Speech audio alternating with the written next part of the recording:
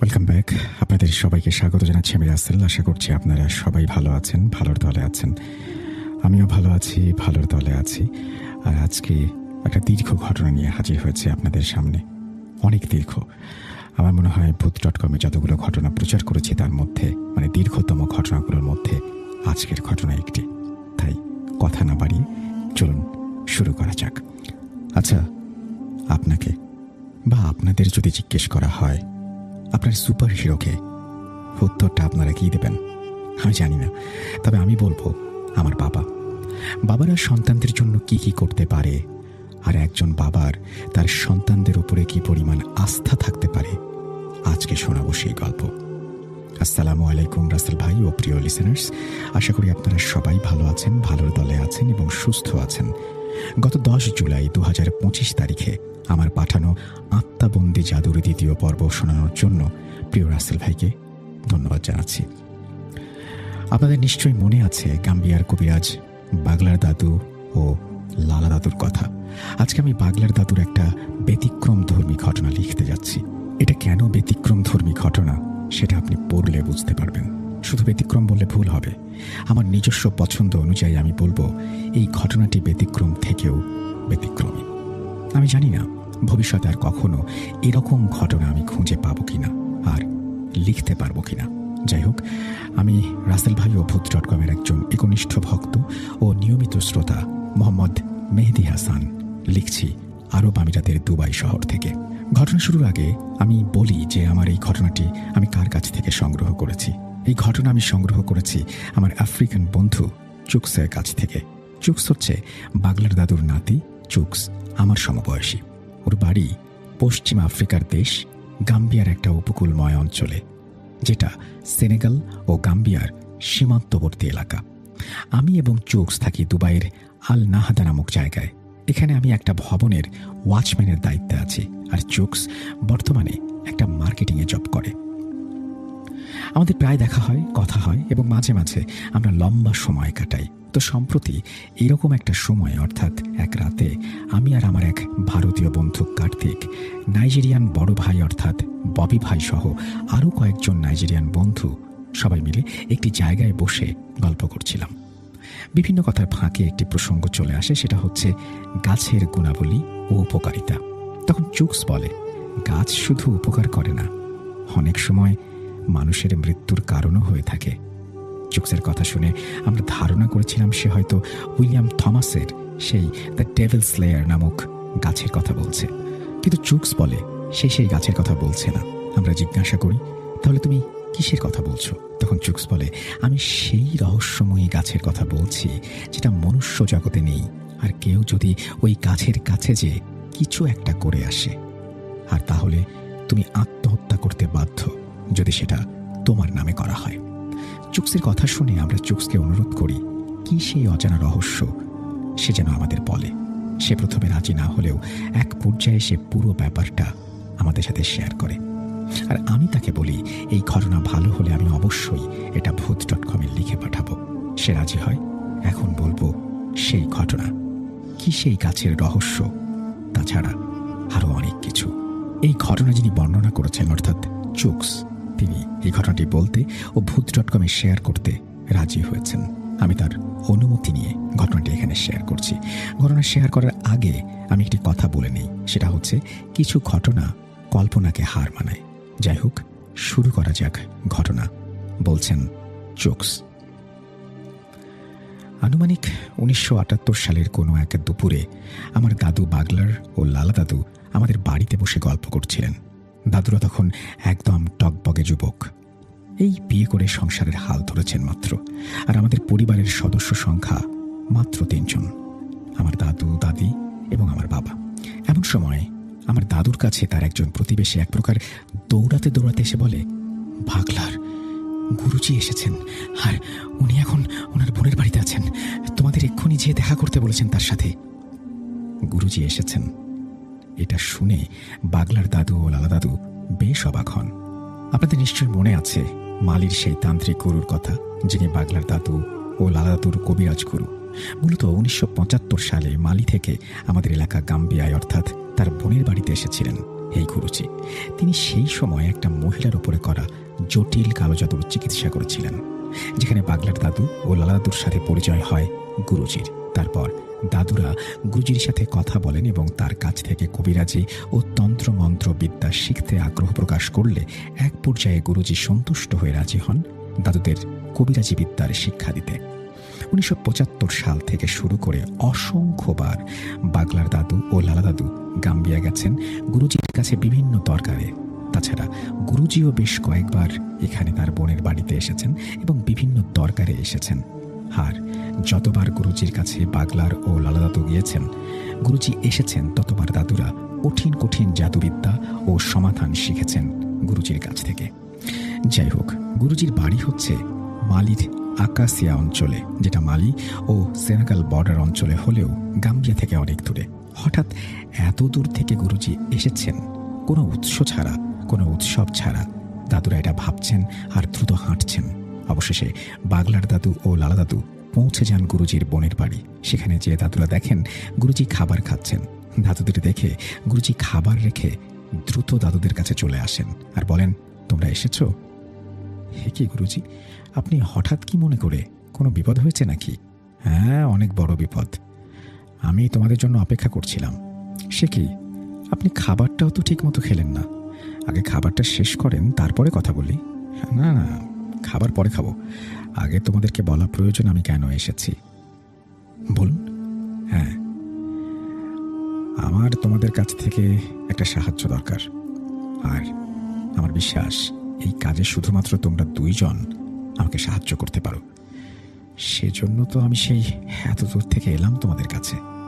নিশ্চয়ই গুরুজি, আপনার যে কোনো রকমের কাজে আমরা আছি। এখন বলুন তো আসল ঘটনা কি? তারপর দাদুদের সাথে গুরুজির আরও বেশ কিছু কথা হয়। অবশেষে গুরুজি বলেন তিনি হঠাৎ কেন সেই মালি থেকে গাম্বিয়া এসেছেন। বলছেন, গুরুজি,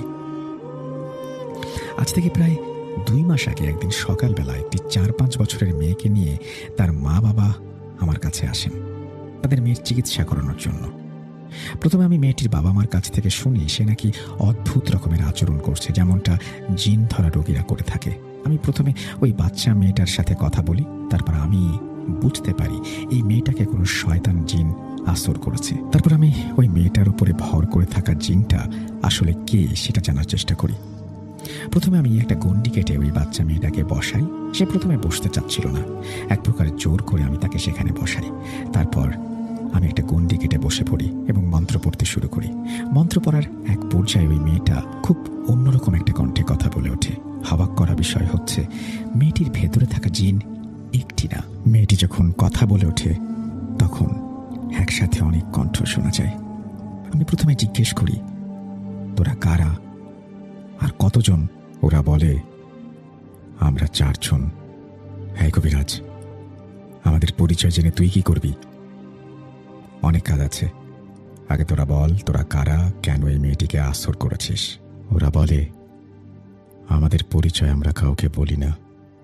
আমাদের বিরক্ত না করে এখন আমাদের ছেড়ে দে, আর তুই এই মেয়ের কথা ভুলে যা। একে ভালো করতে যাওয়ার কথা মাথায় আনিস না। এই বলে ওই শয়তান জিন 4টি বিভৎস হাসি হাসতে থাকে। তাদের এমন হাসি দেখে আমি প্রচুর রেগে যাই। আমি বলি, দাঁড়া, তোরা এভাবে মুখ খুলবি না। আমি জানি কিভাবে তোদের মুখ খোলাতে হয়। তারপর আমি এক শক্তিশালী জিনকে হুকুম করি ওদেরকে মারধর করতে। আমার জিন আমার কথা মতো ওই 4টি জিনকে প্রথমে ওই মেয়ের শরীর থেকে বের করে আনে, তারপর তাদের উপরে আক্রমণ করে। এই আক্রমণের পরে তারা অনেক ভয় পেয়ে যায়, আর্তনাদ করে ওঠে। আমি তখন আবারও জিজ্ঞেস করি, এই বাচ্চা মেয়েটার শরীরে তারা কেন ভর করেছে? তারা বলে, আগে এই আক্রমণ বন্ধ করতে হবে। যাই হোক, তারপরে এই জিন 4টি কথা বলে। তারা বলে তারা 4 জন। তারা আরো বলে তাদের কাজ হলো পিতা মাতা, সেই সাথে প্রভুর সেবা বা গোলামি করা। তখন আমি তাদেরকে থামিয়ে দিয়ে বলি, পিতা মাতা ও প্রভুর সেবা করবে সেটা ভালো কথা, কিন্তু এই বাচ্চা মেয়ের কাছে কেন এসেছিস? তখন ওরা বলে তাদের প্রভুর নির্দেশেই তারা এখানে এসেছে এবং এর ফলে প্রভু খুশি হয়ে তাদের পুরস্কৃত করবেন। আমি জিজ্ঞাসা করি, তোদের প্রভু মানে শয়তান? ওরা বলে, না, আমাদের প্রভু হচ্ছে গানার। আমি বলি, কে এই গানার? ঠিক এমন সময় আমার একজন সংবাদ সংগ্রহকারী মুখবির আমার কানে কানে ফিসফিস করে বলে সে জানে এই কানারকে। যাই হোক, তোদের প্রভুকে খুশি করতে হলে অন্যভাবে খুশি কর, কিন্তু মানুষকে কষ্ট দিয়ে না। তারপরে এই মেয়েটিকে আমি ছেড়ে দিতে বলি, তারা রাজি হয় না। তারপরে আমি বলি যে তোরা যাবি কি যাবি না সেটা তোদের ব্যাপার, যদি আমার কথা না শুনিস তাহলে তোদের মেরে ফেলবো, সিদ্ধান্ত তোদের। তখন এই 4টি জিন বলে গানারের হাতে ভয়ঙ্কর মৃত্যুর চেয়ে এই মৃত্যু অনেক ভালো, কিন্তু আমাদের যদি কিছু হয় তুইও বাঁচবি না। তখন আমি আমার জিনকে হুকুম দেই, এবার সে যেন কোনো কথা না শুনে, কোনো না দয়া দেখায়। আমার জিন আমার কথা মতো একে একে 4টি জিনকে হত্যা করে। এই বলে একটু থামলেন গুরুজি। বাগলার দাদু গুরুজিকে জিজ্ঞেস করে, আচ্ছা গুরুজি, কে এই শয়তান গানার? আবারও গুরুজি বলতে শুরু করেন, এই গানার হচ্ছে একটি শয়তান। সে একসাথে নারী ও পুরুষ। সে সরাসরি শয়তানের অনুসারী এবং শয়তানের অনেক প্রিয় পাত্র। তার রয়েছে অসংখ্য অনুসারী, শয়তানি জিন ও অনেক সন্তান, যাদেরকে দিয়ে সে বিভিন্ন শয়তানি কর্মকাণ্ড করে। গানারের কিছু সন্তান এবং অনুসারী আছে যারা মানুষের ভেতরে খুঁজে বেড়ায় কোথায় ছোট বাচ্চা আছে আর কাকে বলি দেয়া যায়। নির্দিষ্ট কোনো সময়ে জন্ম হয়েছে যাদের জন্মলগ্ন এবং বয়স অনুযায়ী এমন কিছু বাচ্চা আছে যাদেরকে বলি দিলে এই শক্তি আরো বৃদ্ধি পায়। সে ক্ষমতা বৃদ্ধি করার জন্য বিভিন্ন অপকর্ম করে থাকে তারা। মূলত এই কারণে ওই 4টা জিন এই বাচ্চা মেয়েকে বলি দেওয়ার উদ্দেশ্যে এসেছিল। এখানে বলতে বাচ্চাটির মৃত্যুর কথা বলা হয়েছে, অর্থাৎ বলি বলতে বাচ্চাটির মৃত্যুর কথা বোঝানো হয়েছে। এই মেয়েটির জন্মলগ্ন অনুযায়ী এই মেয়েটিকে যদি তারা বল দিতে পারত তাহলে তারা আরো শক্তি অর্জন করত। যাই হোক, ঈশ্বরের কৃপায় আমি এই মেয়েটিকে বাঁচাতে সক্ষম হই। ঘটনা এখানে শেষ হলে ভালো হতো, কিন্তু ওই দিনের পর থেকে আমার জীবনে নেমে এলো এক কালো অন্ধকার। এই বলে আবারও থামলেন গুরুজি। তারপর তিনি হাউমাউ করে কেঁদে উঠলেন। গুরুজিকে হঠাৎ এভাবে কাঁদতে দেখে দাদুরা হতভম্ব হয়ে যান। দাদুরা তখন বুঝতে পারেন গুরুজির সাথে খারাপ কিছু একটা হয়েছে। তখন দাদুরা গুরুজিকে সান্ত্বনা দিয়ে বলেন, আপনি কাঁদবেন না, কি হয়েছে খুলে বলুন। যাই হোক, কিছুটা স্বাভাবিক হয়ে গুরুজি আবার বলতে থাকেন, ওই ঘটনার 3-4 দিন পরে আমি একদিন বাইরে থেকে কাজ সেরে বাড়ি ফিরছিলাম। আমার বাড়ি আসতে যে রাস্তাটা আমি ব্যবহার করছিলাম সেটা একটি জঙ্গলের পাশ দিয়ে। আমার হাতে একটি আলো ছিল, যেটির সাহায্যে আমি পথ চলছিলাম। আমি যখন ওই জঙ্গলের ভেতর প্রবেশ করি তখন হঠাৎ করে রাস্তার দুপাশ থেকে 2টো গাছ মটমট শব্দ করে একদম গোড়া থেকে ভেঙে আমার সামনে পড়ে, আর সাথে সাথে আমার হাতের বাতিটি নিভে যায়। হঠাৎ করে এগুলো দেখে আমি থমকে যাই এবং সেখানে থেমে যাই। কিছু বুঝে ওঠার আগে আমি দেখতে পাই বিশাল একটি দানবীয় অবয়ব এক লাফে একদম আমার সামনে চলে আসে। অবয়বটি ঠিক আমার সামনে দাঁড়িয়ে যায়। মৃদু আলোয় আমি যা দেখতে পাই, ওটার মাথা দেখতে অনেকটা ছাগলের মতো, 2টা শিং আছে আর মুখের 2 পাশে 2টো জিহ্বা বের করা। হাত 2টো সরু আর আঙুলগুলো অনেকটা শকুনের মতো, যেখানে বড় বড় নখ আছে। তাকে দেখে বোঝা যায় না এটা নারী নাকি পুরুষ।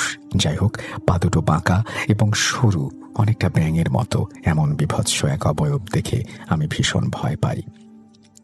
আমার এই দীর্ঘ কবিরাজি জীবনে আমি কত ভয়ঙ্কর পিশাচ এবং জিনের সম্মুখীন হয়েছি, কিন্তু কখনো এমন কুৎসিত এবং ভয়ঙ্কর জিনের সাক্ষাৎ পাইনি।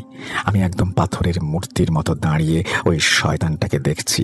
আমার এই ঘটনা এই পর্যন্ত এসে চোখ থামিয়ে দেয়। ববি ভাই বলেন, তোমার দাদুর গুরুর বর্ণনা অনুযায়ী ওই অবয়বটার সাথে একজন শয়তানের মিল আছে, সেটা হচ্ছে বাফোমেট। আর বাফোমেট হচ্ছে যারা ইলুমিনাটি চর্চা করে, যার ছবি শয়তানের বাইবেলের প্রথম পৃষ্ঠায় আছে। যে শয়তান অর্ধেক পুরুষ ও অর্ধেক নারী, উভয় লিঙ্গের। কিন্তু বামফেরের সন্তান আছে এটা আমি শুনিনি। তাহলে আসলে কে ছিল?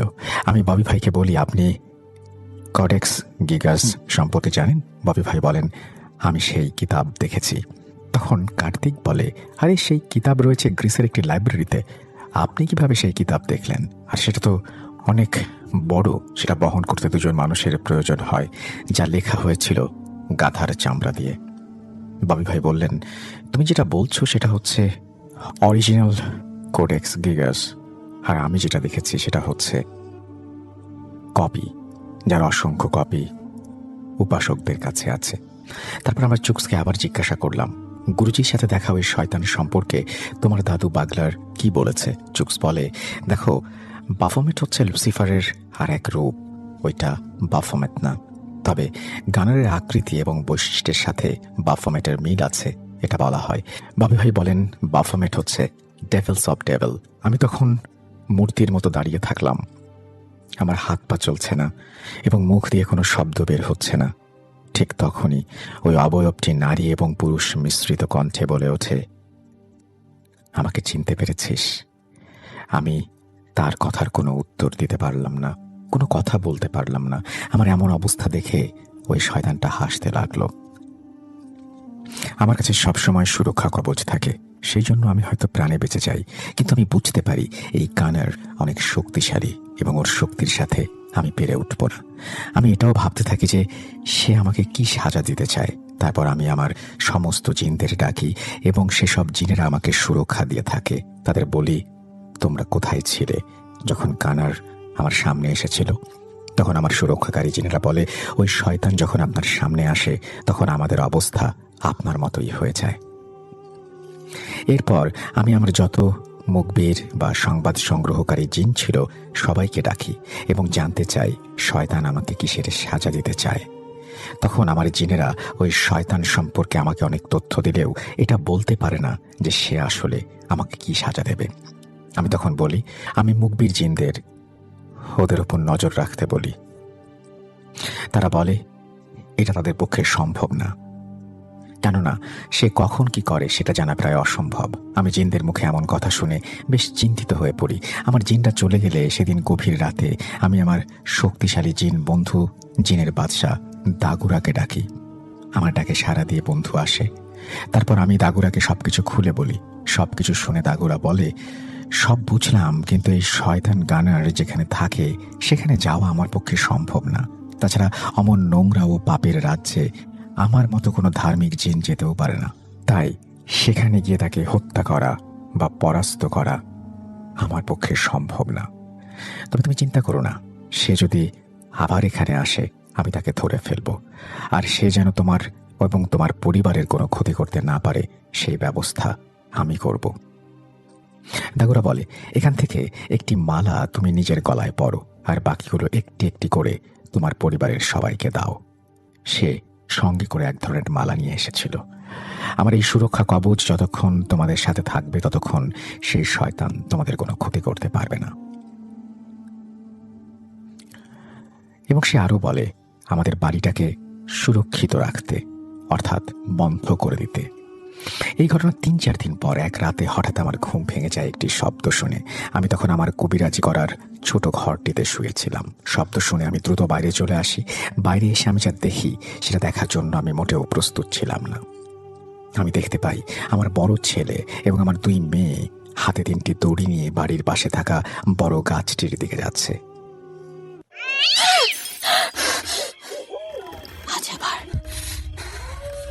শুনতে পাচ্ছেন শব্দটা? ভয়ের আরেক নাম আজ আবার শুনতে পাচ্ছেন শব্দটা? ভয়ের আরেক নাম ভূত.com with Russell.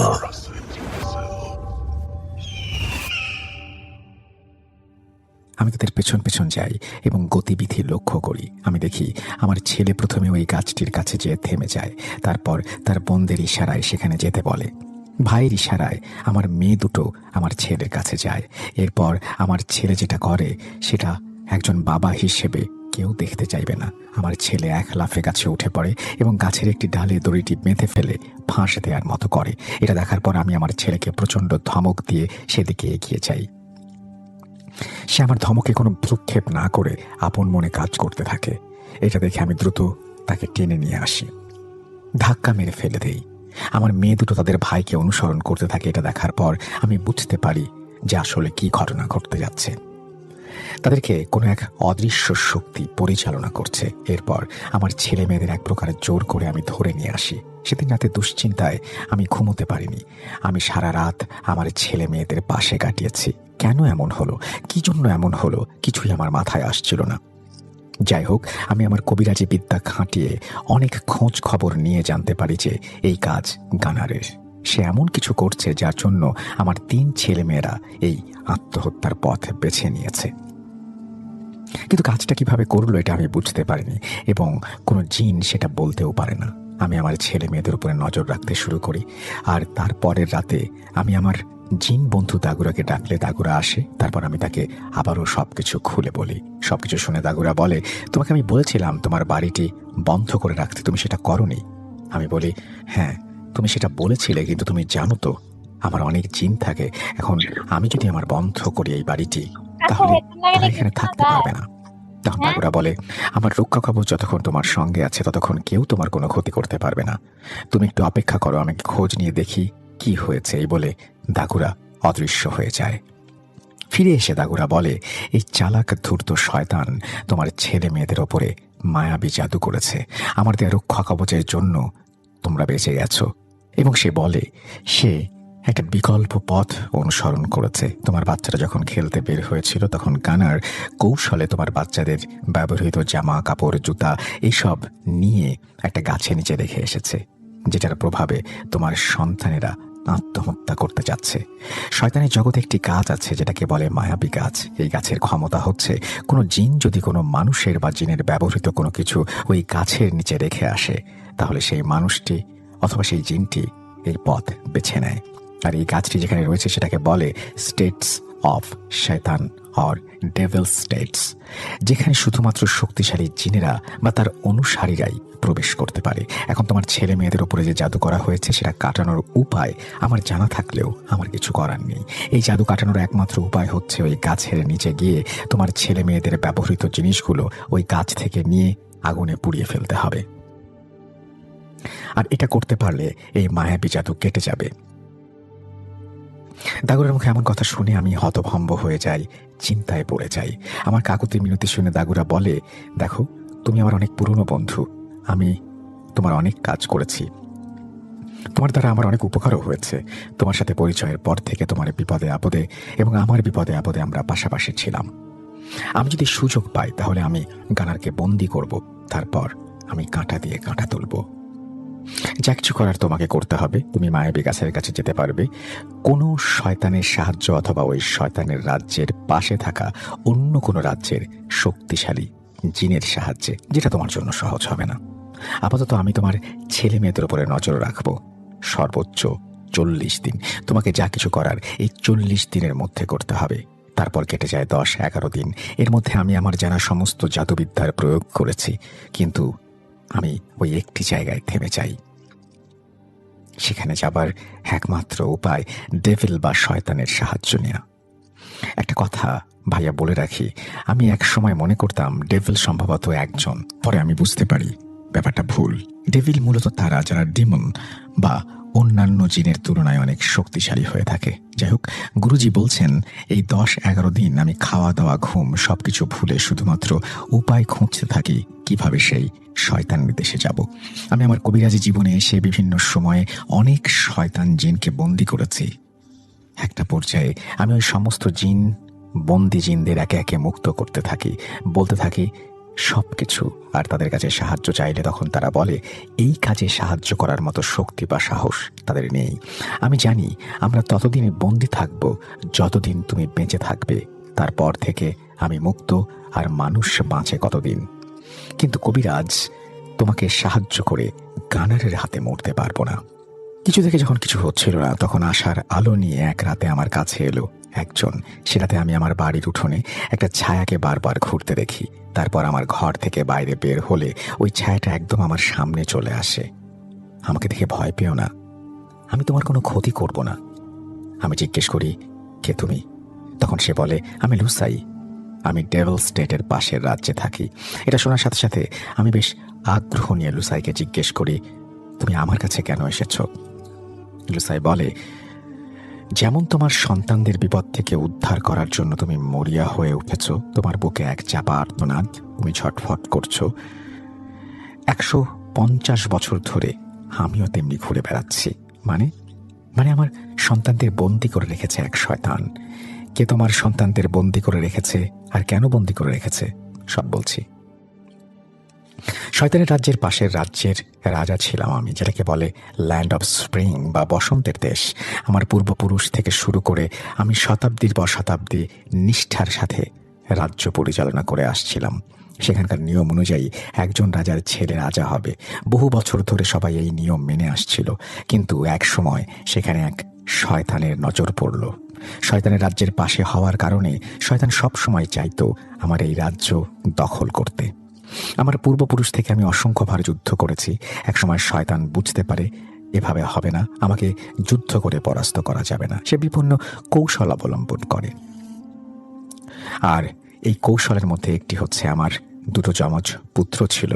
ওরা যখন মাত্র শতবর্ষী নাবালক বাচ্চা, শয়তান আমার ভাইকে বলে, তুমি কৌশলে তোমার ভাতিজাদের নিয়ে তোমাদের রাজ্যের বাইরে আসবে এবং সে সেখানে তাদের বন্দি করবে।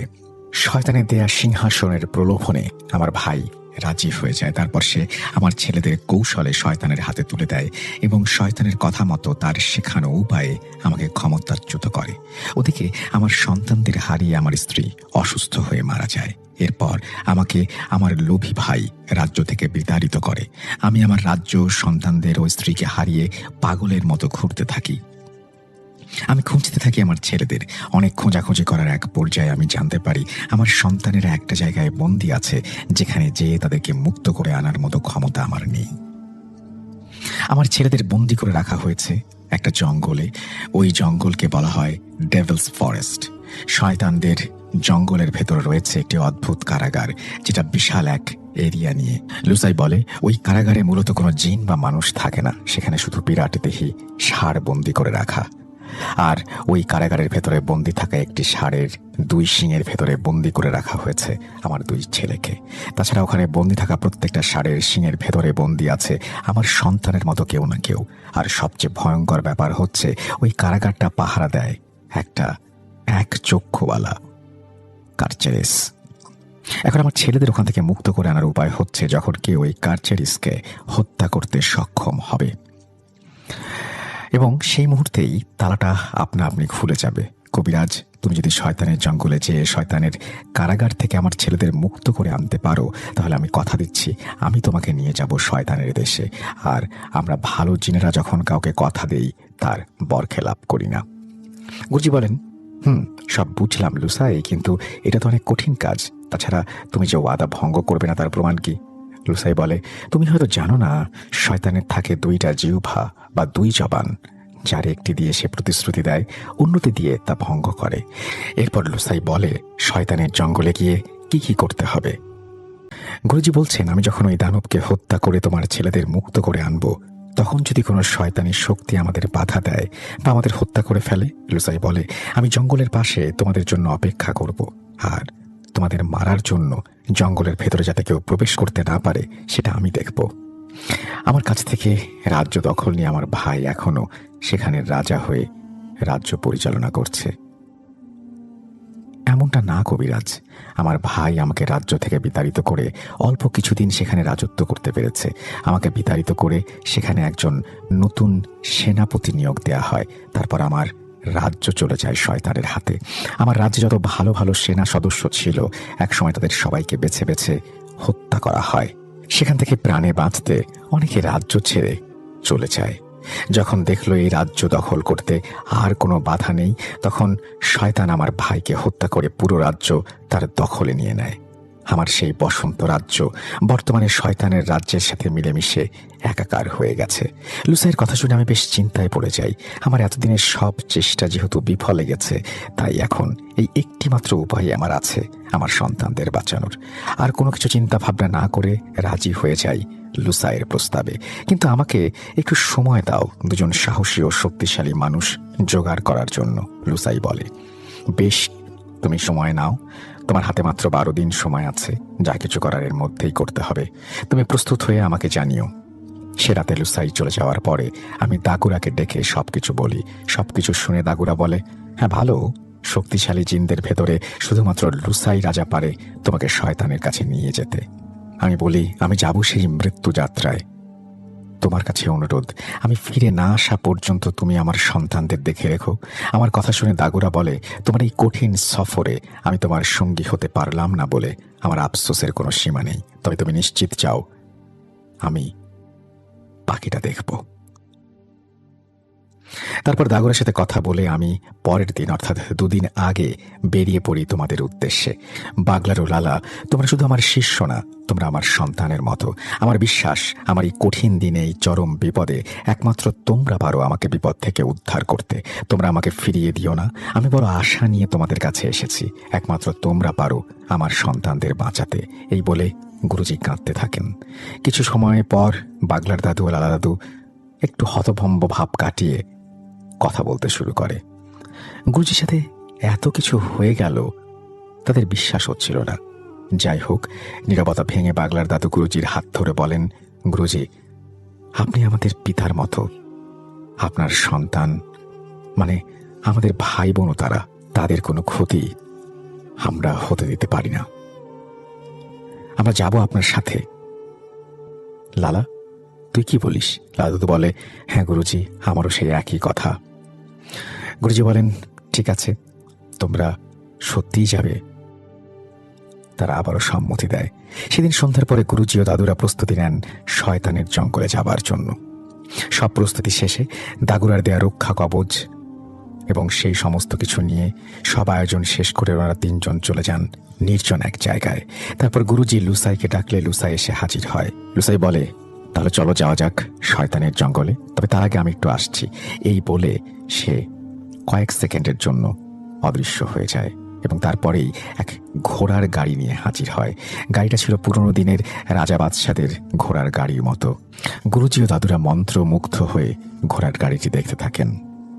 ওনারা গাড়িতে ওঠার পরে লুসাই বলে, আমরা এক্ষুনি উড়াল দেব, তোমরা পর্দা টেনে বসে পড়ো। ওনারা ঘুমিয়ে যান। কিছুক্ষণের মধ্যেই ওনাদের ঘুম ভাঙে লুসাইয়ের ডাকে। ঘুম থেকে উঠলে লুসাই ওনাদের বাইরে আসতে বলেন। ওনারা বাইরে এসে এক অপূর্ব দৃশ্য দেখতে পায় এবং সে যেন এক অপূর্ব রাজ্য, এ যেন এক টুকরো স্বর্গ, এ যেন ছবির থেকেও সুন্দর। কি কবিরাজ, কোথায় হারিয়ে গেলে?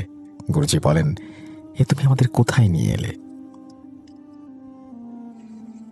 এখান থেকে আমরা দেউস কায়েলের সাথে দেখা করে তার অনুমতি নিয়ে বিশেষ এক মায়াবী হাতুড়ি নিয়ে যাব শয়তানের জঙ্গলে, বলে লুসাই। এখন চলো যাওয়া। এরপর তারা যায় দেউস কায়েলের প্রাসাদে। সেও এক মনোরম দৃশ্য। দাদুরা লক্ষ্য করেন রাজার 2 পাশে 2 সারিতে বসে আছে রাজ্যের সব মন্ত্রী ও সেনাপতিরা। তারা সবাই একই বর্ণের, একই রকমের, একই চেহারার। বাগলার দাদু এই ঘটনা যখন জুক্সকে বলেছেন, তখন তিনি বলেন, আমি আমার জীবনে এত সুদর্শন মানুষ এর আগে কখনো দেখিনি। রাজা দেউস লুসাইয়ের আপ্যায়নের কোনো ত্রুটি করেন না। তিনি বলেন, মেহমানদের আমার শাহী মেহমানখানায় নিয়ে যাও, তাদের আপ্যায়ন করো। এটা বলার পরে সবাই আমাদের নিয়ে যায় এবং সেখানেও বেশ সুসজ্জিত। বাগলা দাদু বলেন, এমন সুস্বাদু খাবার আমি আগে কখনো খাইনি। রাজা দেউসের কাছ থেকে বিদায় নিয়ে ওনারা আবারও ফিরে আসেন সেই জায়গায় যেখানে পঙ্খিরাজ ঘোড়া দুটো তাদের নামিয়ে দিয়েছিল। এরপর গুরুজি, বাগলার দাদু ও লালা দাদু গাড়ি থেকে নেমে আসেন এবং দেখেন তারা একটা জঙ্গলের ভেতরে আছেন। জায়গাটা বেশ অন্ধকার আর চারপাশটা অন্যান্য সাধারণ জঙ্গলের মতো হলেও সেখানকার গাছপালাগুলো একটু অন্য রকম আর একটু কাঁটাযুক্ত। লুসাই তার পঙ্খিরাজ ঘোড়া থেকে 3টি তলোয়ার, দেউসের দেয়া হাতুড়ি দুটো, কিছু ছাই, 4-5টা তীর ও ধনুক এবং 2টো বোতল গুরুজি ও দাদুদের হাতে দিয়ে বলে, কবিরাজ, এখন আমরা শয়তানের জঙ্গলের প্রবেশের একদম দ্বার প্রান্তে দাঁড়িয়ে আছি। ভালো কথা, দেউসের কাছ থেকে তারা 2টো হাতুড়ি পেয়েছিল এবং তারপরে বলে যে এখন তোমাদের যেটা করতে হবে, এই রাস্তা দিয়ে হেঁটে জঙ্গলে প্রবেশ করবে এবং একটু সামনে গেলে দেখতে পাবে একটা সুড়ঙ্গ। তারপর ওই সুড়ঙ্গ দিয়ে ভেতরে প্রবেশ করবে, যেখানে অনেকগুলো সাপ তোমাদের বাধা দেওয়ার চেষ্টা করবে। তবে তোমরা ভয় পেও না, দাগুরার দেয়া এই রক্ষা কবচ যতক্ষণ আমাদের সাথে আছে ততক্ষণ কেউ আমাদের কোনো ক্ষতি করতে পারবে না। তোমরা যখন সুড়ঙ্গ পেরিয়ে শয়তানের জঙ্গলের মূল অংশে প্রবেশ করবে তখন তোমাদের পদে পদে মৃত্যুর ঝুঁকি থাকবে, কেননা মূল জঙ্গলে প্রবেশ করার আগে তোমাদের গলা থেকে সব ধরনের সুরক্ষা কবচ খুলে নেওয়া হবে। তোমরা সুড়ঙ্গ থেকে বের হয়ে হাত ও গলার তাবিজ খুলে একটা জায়গায় রাখবে, কেননা সেখানে কোনো ধরনের শক্তিশালী হাতিয়ার ও কবচ নিয়ে প্রবেশ করা সম্ভব নয়। তবে আমি তোমাদের কিছু জিনিস দিচ্ছি যেগুলো বানানো হয়েছে এই জঙ্গলে প্রবেশ করার উপযোগী করে। যাই হোক, এরপর দুটো রাস্তা দেখতে পাবে, একটা ডান দিকে আর একটা বাম দিকে গেছে। ভুলেও ডান দিকের রাস্তায় যেও না, ওই রাস্তায় গেলে মৃত্যু অবধারিত। তোমাদের বাম পাশের রাস্তা দিয়ে তোমরা যাবে। ওখান থেকে রওনা দেওয়ার আগে ভালো করে দেখে নেবে চারপাশটা, এবং যদি অন্ধকার থাকে আলোর জন্য অপেক্ষা করবে, আর যদি আলো থাকে তোমরা যেতে পারো। ওই রাস্তা দিয়ে কিছুক্ষণ যাওয়ার পরে তোমরা একটা নদী দেখতে পাবে, তবে নদীর কাছে যাওয়াটা তোমাদের জন্য মোটেও সহজ হবে না, কেননা ওই রাস্তাটা রয়েছে এক ধরনের রক্তচোষা গাছে ভরা। ওই গাছ তোমাদের উপস্থিতি বুঝতে পারলে তার লতা পাতা দিয়ে তোমাদের পেঁচিয়ে ধরবে। তোমাদের সবসময় সতর্ক থাকতে হবে। আমি যে 3টা তলোয়ার দিলাম, এগুলো নিয়ে তোমরা সর্বদা সতর্ক থাকবে। তোমরা যখন ডালগুলো কাটবে তখন দেখবে ওই কাটার জায়গা থেকে তাজা রক্ত বের হচ্ছে। এগুলো দেখে ঘাবড়ে যেও না, ভুলেও নদীর পানিকে স্পর্শ করো না। এবং তোমরা ওখানে যাওয়ার পরে 3টা ঢিল নিয়ে নদীর পানিতে ছুঁড়ে ফেলবে। ঢিল ছোড়ার পরে সেখান দিয়ে উঠে আসবে একটা নৌকা, এবং সেই নৌকায় উঠে একেবারে নদীর কিনারায় চলে আসবে। তোমরা যখন ওই নৌকায় উঠে পড়বে তখন একজন নৌকা বাইতে থাকবে আর দুজন হাতুড়ি নিয়ে বসে থাকবে। নদীর পানিগুলো ফুটন্ত পানির মতো ফুটতে থাকবে। সেই পানির ভেতর থেকে বেরিয়ে আসবে হাতগুলো ভয়ঙ্কর হবে। তোমরা প্রস্তুত থাকবে, নৌকাগুলো যেন কোনোভাবেই সে হাতগুলো স্পর্শ করতে না পারে। এভাবে আস্তে আস্তে তোমরা নদী পার হবে। নদী পার হওয়ার পরে সাবধানে নৌকার উপরে বসে থাকবে। ঢেউ হবে, নৌকা দুলবে, কিন্তু তোমরা ভয় পাবে না। নদী পার করে একটু সামনে এগিয়ে গেলে তোমরা সেই শয়তানের কারাগার দেখতে পারবে। এরপর তোমরা ওই কারাগারের কাছে যাবে, এবং তখনই কবিরাজ তোমাদের দেখে ছুটে আসতে চাইবে। তখন কবিরাজ তুমি এই তীর মারবে ওই শয়তানের চোখ বরাবর।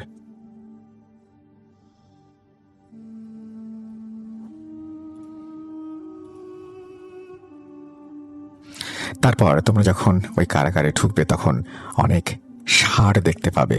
এখানে সাহস থাকাটা অত্যন্ত জরুরি। তোমরা এই হাতুড়ি দিয়ে ওই ষাঁড়ের শিং ভেঙে দেবে। মনে রাখবে, সেটাকে ভাঙতে হবে মাত্র একটি বারের আঘাতে। যদি ব্যর্থ হও তাহলে মৃত্যু অনিবার্য। আর যদি ষাঁড়টিকে মারতে পারো তাহলে আমার ছেলেরা মুক্ত হয়ে যাবে। আমার সন্তানের মুক্ত করে এই বোতলে ভরে নিয়ে আসতে হবে তোমাদের। তা না হলে সেখান থেকে সশরীরে ওরা আসতে পারবে না। আসার সময় ঠিক একই বিপদের সম্মুখীন হবে তোমরা। সুড়ঙ্গের কাছে এসে তোমরা তোমাদের রক্ষা কবচগুলো আবারও পরে নিও। এখন তোমরা যাও। আমার বিশ্বাস, রাস্তা যত কঠিনই হোক না কেন, সৃষ্টিকর্তা তোমাদের সাহায্য করবেন। মনে রাখো, তোমরা ইনসান, সৃষ্টির সেরা জীব। গুরুজি বলেন, ঠিক আছে, এখন আমরা যাচ্ছি। আমি আমার সন্তানদের মঙ্গলের জন্য আমার আরও 2জন সন্তান তুল্য বাগলার ও লালাকে নিয়ে এই মরণ ফাঁদে পা রাখলাম। জানি না আমরা জীবিত ফিরতে পারবো কিনা। যদি ফিরি তবে তোমার ছেলেদের নিয়েই ফিরব। এই বলে গুরুজি একটি কাপড়ের পোটলার ভেতরে বোতল 2টো ও ছাইগুলো ভরে, যেগুলো তিনি লুসাইয়ের কাছ থেকে পেয়েছিলেন, সেটা কাঁধে ঝুলিয়ে নিয়ে তীরধনুক সহ তলোয়ারের মতো আরও বিশেষ কিছু প্রয়োজনীয় জিনিসপত্র নিয়ে রওনা দেন। যাই হোক, ওনারা 3জন হাঁটতে হাঁটতে এক সময় সেই সুড়ঙ্গের কাছে চলে আসেন। সুড়ঙ্গটা সত্যিই অন্ধকার ছিল।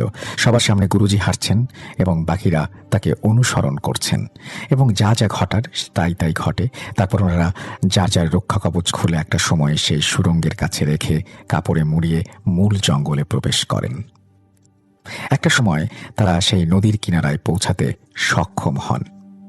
এখানে আমাদের বাগলার দাদু এবং লালা দাদু বেশ অসুস্থ হয়ে পড়েন, এবং দাদুরা বলেন, গুরুজি, মাথাটা ঘুরছে আমাদের। এমন বিভৎস সব কাণ্ডের সম্মুখীন হতে হবে এটা আগে কখনো কল্পনাও করিনি। একটু জিরিয়ে নিলেই সব ঠিক হয়ে যাবে, চিন্তা করো না, বলেন গুরুজি। এরপরে লালা দাদু পানির দিকে এগিয়ে যাচ্ছিল, তখন গুরুজি হাত টেনে ধরে বলেন, তোমরা কি ভুলে গেছো এই পানি কোনো সাধারণ পানি না? তোমরা এই পানিটি কোনোভাবে স্পর্শ করো না। যাই হোক, এরপরে ওনারা 3জন একটা সময় নৌকায় উঠে পড়েন, এবং দাদুরা সেই পানিগুলো যখন দেখতে পান যে ফুটন্ত পানির মতো ফুটছে এবং এই নদীর নিচে যেন মনে হচ্ছে কেউ জাল দিচ্ছে, তারা বেশ অবাক হয়ে যান। নৌকাটা এমনভাবে দুলছিল সেই সময় যেন এক্ষুনি ডুবে যাবে।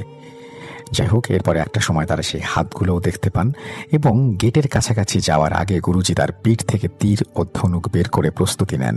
একটি তীর ধনুকের সাথে সংযুক্ত করে তীরগুলো বাগলার দাদুর হাতে দিয়ে বলেন, বাগলার, প্রস্তুত থেকো। ওনারা দেখতে পান বিশাল দানব হুঙ্কার দিয়ে ওনাদের দিকে ক্ষিপ্রতার সাথে এগিয়ে আসছে। মুহূর্তের ভেতরে চোখের সামনে একটা দানব ওনাদেরকে আক্রমণ করতে আসে। গুরুজির হাত কেঁপে ওঠে। উনি যেন তীর চালাতে ভুলে গেছেন। তিনি ঈশ্বরের নাম স্মরণ করেন এবং তারপরে তীর দিয়ে আঘাত হানেন। তীরের আঘাত সহ্য করতে না পেরে ছটফট করতে করতে মারা যায় সেই দানবটা। গেট খুলে যায় এবং খুলে যাওয়ার সাথে সাথে সবাই আনন্দে উল্লাস করে ওঠে। যাই হোক, ওনারা কারাগারের ভেতরে প্রবেশ করে খুঁজতে থাকেন সেই ষাঁড়গুলোকে। খুঁজতে খুঁজতে পেয়েও যান। এত বড় বড় দানবীয় ষাঁড়দের কাছে দেখে দাদুরা বেশ ভয় পেয়ে যান। ঘটিতে প্রবেশ করার সাথে সাথে ষাঁড়গুলো ফোঁস ফোঁস করতে থাকে। গুরুজি তখন তার ছোলা থেকে ছাইগুলো বের করে আস্তে আস্তে ওই কালো ষাঁড়ের দিকে নিয়ে যান এবং ছাইগুলো ষাঁড়ের শরীরে লাগাতে থাকেন। এতক্ষণে ষাঁড়টা ফোঁস ফোঁস করতে থাকলেও ছাই মাখানোর সাথে সাথে একদম নীরব হয়ে যায়। এরপর গুরুজি ওই ঘর থেকে ষাঁড়টিকে বাইরে বের করে নিয়ে আসেন। এরপর শিং ভাঙার পালা। কিন্তু ষাঁড়গুলো এত বড়, এত উঁচুতে শিং, সেই শিং ভাঙা বেশ কষ্টসাধ্য। যাই হোক, গুরুজি ভাবেন এমন কিছু করতে হবে যাতে ষাঁড়টি মাটিতে বসে পড়ে। একটা সময় ষাঁড়টি মাটিতে বসে পড়ে এবং সাথে সাথে গুরুজি তার ছোলা থেকে সেই বিশেষ পাত্র বের করে সেগুলোর মুখ খুলে বলেন, লালা ও পাগলার, এখন তোমাদের শক্তির পরীক্ষা দেবার পালা। শরীরের সর্বশক্তি দিয়ে দুই পাশ থেকে দুজনে শিংয়ের ওপরে আঘাত করবে এবং আঘাত অবশ্যই লক্ষ্য বরাবর হতে হবে। তারপর তারা প্রস্তুতি নেন। গুরুজি গণনা শুরু করেন। গুরুজি ৩ বলার সঙ্গে সঙ্গেই বাগলার ও লালা দাদু শরীরের সর্বশক্তি দিয়ে আঘাত করেন শিংয়ের ওপরে। শিং ভেঙে যায়। এদিকে শিং ভাঙার সাথে সাথে ষাঁড়গুলো ছটফট করতে থাকে। একই সাথে লুসাইয়ের 2 শয়তান ওই ষাঁড়ের শিং থেকে মুক্তি লাভ করে। তার ধোঁয়া আকারে বেরিয়ে আসে শিংয়ের ভেতর থেকে এবং সম্পূর্ণ ধোঁয়া সেই বোতলে প্রবেশ করানো হয়। তারপর ওনারা সেখান থেকে রওনা দেন। প্রথমে নদীর ধারে যান। সেখানে গিয়ে ঢিল ছুড়লে নৌকা চলে আসে এবং তারা একটা সময় সেই সুড়ঙ্গের মুখে আসতে সক্ষম হন। সেখানে এসে তারা কাপড় এবং কবচগুলো সংগ্রহ করেন। একটা সময় তারা সেই বোতলগুলো নিয়ে লুসাইয়ের কাছেও পৌঁছে যান। লুসাইকে দেখে গুরুজি হাসি মুখে বলেন, দেখো লুসাই, আমরা তোমার ছেলেদের মুক্ত করে আনতে সক্ষম হয়েছি। তখন লুসাই অনেকটা কর্কশ কণ্ঠে গুরুজিকে বলেন, হ্যাঁ আমি জানি, এখন তাড়াতাড়ি ওই পাত্র দুটো আমাকে দে। এই বলে লুসাই গুরুজির দিকে হাত বাড়িয়ে দেয়। সাথে সাথে গুরুজির হাসির মুখটা মলিন হয়ে যায় এমন অদ্ভুত আচরণে। কেননা ওনারা লুসাইয়ের ছেলেদের মুক্ত করার জন্যই তো এত কিছু করলেন। এত বাধা পেরিয়ে মৃত্যুর ঝুঁকি নিয়ে লুসাইয়ের ছেলেদের ফিরিয়ে নিয়ে এলেন। গুরুজি ভাবতে শুরু করলেন। এদিকে লুসাই ধমকের সুরে বলে উঠল, কি হলো কবিরাজ, তোকে না বললাম পাত্র দুটো দিতে? গুরুজি তার অন্তরে আঘাত পেলেন। তবুও নিজের কষ্ট লুকিয়ে হাত বাড়িয়ে যখন ওই পাত্র দুটো লুসাইকে দিতে যাবেন, তখনই পেছন থেকে কেউ চিৎকার করে উঠল, খবরদার কবিরাজ, তুমি এই পাত্র দুটো ওই শয়তানকে দেবে না। আচমকা এই কণ্ঠস্বর শুনে পাত্রটি মাটিতে পড়ে যায়। গুরুজি দেখেন লুসাইয়ের পেছনে দাঁড়িয়ে আছে দাগুরা। ওদিকে চিৎকার শুনে সাথে সাথে লুসাই পেছনে ঘুরে তাকিয়ে দেখে বিশাল দেহি দাগুরা তার পেছনে দাঁড়িয়ে। লুসাই দাগুরাকে দেখে অদৃশ্য হয়ে যায়। লুসাই অদৃশ্য হয়ে যাওয়ার পর গুরুজি দাগুরাকে বলে, তুমি এখানে? লুসাই এভাবে পালিয়ে গেলে কেন তোমাকে দেখে? আমার শিষ্যরাই বা কেন অজ্ঞান হয়ে গেল? তখন দাগুরা বলে, ওদেরকে আমি অজ্ঞান করে রেখেছি, ওরা ঠিক হয়ে যাবে আমি চলে যাওয়ার পর। তুমি ভালো করে জানো আমি কোনো মানুষের সামনে আসল রূপ নিয়ে আসি না। ওরা আমাকে এই রূপে দেখলে ভয় পাবে বলেই আমি আসার সাথে সাথে ওদের অজ্ঞান করে দিয়েছি। যাই হোক, তোমাদের ভাগ্য ভালো আমি এখানে সময় মতো আসতে পেরেছি, না হলে অনেক বড় সর্বনাশ হয়ে যেত। তুমি যাকে লুসাই ভাবছ সে আসলে লুসাই না। দেখো আমাকে দেখে শয়তানটা কেমন পালিয়ে গেল। ও হচ্ছে আফাত। তুমি লুসাইয়ের ছেলেদের মুক্ত করে আনতে যাচ্ছ এটা আফাত জেনে যায়। তারপর সে সুযোগের অপেক্ষায় ছিল এবং সে এখানে অপেক্ষা করছিল তোমাদের জন্যই। দাগুরার কথা শুনে গুরুজি বলেন, ও তাহলে এই ব্যাপার। তাই তো বলি লুসাই এমন আচরণ করছে কেন। ধন্যবাদ তোমাকে সময় মতো আসার জন্য। দাগুরা বলল, এখন তুমি এখানে বসে থাকো বাগলার ও লালাকে নিয়ে। এদিকে শুভ অশুভর যুদ্ধ শুরু হয়েছে। রাজা লুসাই ও তার রাজ্য থেকে বঞ্চিত, বিতাড়িত, পালিয়ে আসা সব সৈন্যরা লড়ছে রাজা লুসাইকে আবারও সেই রাজ্য ফিরিয়ে দিতে। আফাতের বাহিনীর সাথে লড়ছে। আফাতের বাহিনীর সাথে যোগ দিচ্ছে অসংখ্য শয়তানের চালা। শয়তানের অনুসারীরা অনেক চেষ্টা করছিল এই জঙ্গলে প্রবেশ করার, কিন্তু ভালো জিনেরা এই জঙ্গলে তাদের প্রবেশ করতে বাধা দেয়। তোমরা যাওয়ার পর থেকে দুই পক্ষের ভেতরে ভীষণ যুদ্ধ শুরু হয়েছে। এই জন্য তোমরা লুসাইকে ডাকার পরেও সে আসেনি। আমি এখান থেকে যাওয়ার পরে বাগলার ও লালার জ্ঞান ফিরে আসবে। এই বলে দাগুরা অদৃশ্য হয়ে যায়। সাথে সাথে দাদুদের জ্ঞান ফেরে এবং যাওয়ার আগে দাগুরা বলে যায় সে যাচ্ছে লুসাইকে সাহায্য করতে। জ্ঞান ফিরে পাওয়ার পরে বাগলার দাদু ও লালা দাদু গুরুজিকে জিজ্ঞেস করেন কি হয়েছিল। তখন তিনি সবকিছু খুলে বলেন। যাই হোক, ওনারা অপেক্ষা করতে থাকেন রাজা লুসাইয়ের জন্য। বেশ কিছুক্ষণ পরে আবারও বাগলার দাদু ও লালা দাদু অজ্ঞান হয়ে মাটিতে লুটিয়ে পড়েন আগের মতো করেই। তারপরে সেখানে লুসাই এসে হাজির হন এবং তার সাথে আসেন দাগুরা। গুরুজি কিছু বলার আগেই তারা বলে, আমি সব শুনেছি, বিপদ কেটে গেছে, আপাতত আর কোনো বিপদ নেই। তোমার বন্ধু দাগুরা আমাকে সাহায্য করেছে। দাগুরা তোমাকে ধন্যবাদ। দাগুরা বলে, আমি সব সময় ভালোর পক্ষে আছি, শয়তানের বিপক্ষে। আচ্ছা, এখন তাহলে আমি আসি। আর তোমরা ওই বিশেষ দিবসে শয়তানের দেশে যাবে, যখন শয়তানরা অন্য কিছু নিয়ে ব্যস্ত থাকবে। নির্দিষ্ট একটি দিন, 12 দিন পর। এবং সেখান থেকে তোমরা তোমার সন্তানদের মুক্ত করে নিয়ে আসবে। সে চলে যাওয়ার সাথে সাথে আবারও দাদুদের জ্ঞান ফিরে আসে। যাই হোক, তারপর লুসাই ওনাদের কাছে অনেক কৃতজ্ঞতা প্রকাশ করে এবং সে বলে, আমাদের অসীম ক্ষমতা থাকা সত্ত্বেও আমরা কোনো পাত্রে বন্দী থাকা জিনকে মুক্ত করার ক্ষমতা রাখি না। দয়া করে আমার সন্তানদের মুক্ত করে দাও। সন্তান মুক্তি পায় এবং পিতা তাদের বুকে জড়িয়ে ধরে।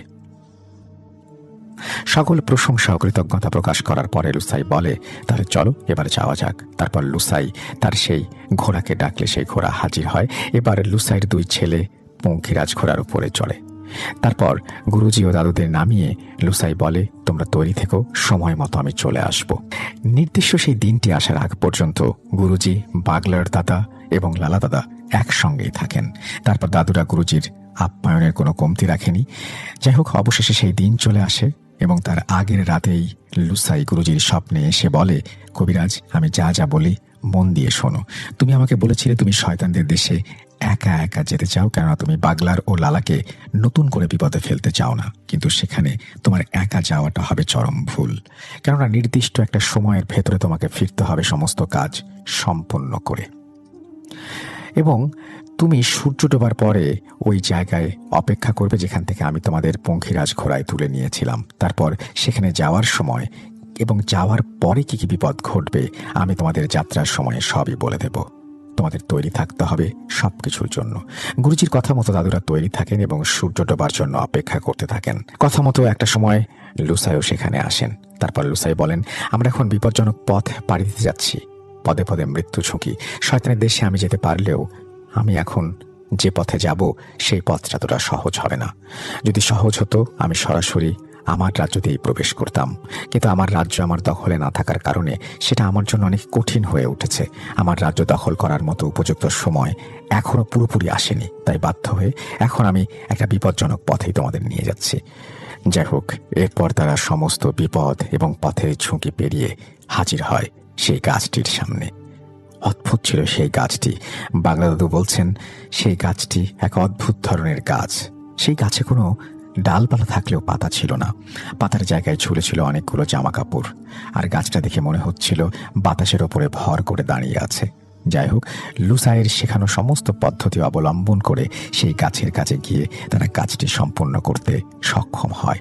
তবে বাগলা দাদু বলেছিল, আমরা গাছের ওখানে যে গুরুজির ছেলের জামা কাপড় দেখতে পেলাম, আর সেখানে সাপ ছিল, সেগুলো যেন আমাদের ওখানে পাহারা দিচ্ছিল।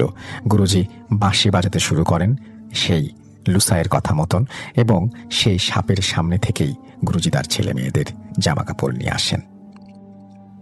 সৃষ্টিকর্তার অশেষ দয়ায় শয়তানের দেশে যেও কাজ সেরে তারা আবার ফিরে আসতে সক্ষম হন। তারপর রাজা লুসাই ওনাদের 3 জনকে আবারও নামিয়ে দেন গাম্বিয়ায় এবং গুরুজিকে বলেন, তোমাদের উপকারের কথা আমি কোনোদিন ভুলব না, আর আমি আমার রাজ্য দখল করার পরে তোমাদেরকে নিয়ে যাব আমার রাজ্য দেখাতে। আর এভাবেই সমাপ্তি হয় এক কালো অধ্যায়ের। পরবর্তীতে গুরুজি নাকি গানারকে কঠিন শাস্তি দিয়েছিল। সেটা কিভাবে দিয়েছিল এই ব্যাপারে জানা যায়নি। আমি চুক্সকে বলেছি, এবার ছুটিতে গেলে তুমি অবশ্যই তোমার দাদুর কাছ থেকে সেই ঘটনাটিও সংগ্রহ করবে। এই বলে মেহেদী হাসান তার ঘটনা শেষ করেছেন। থ্যাংক ইউ সো মাচ আপনার ঘটনার জন্য।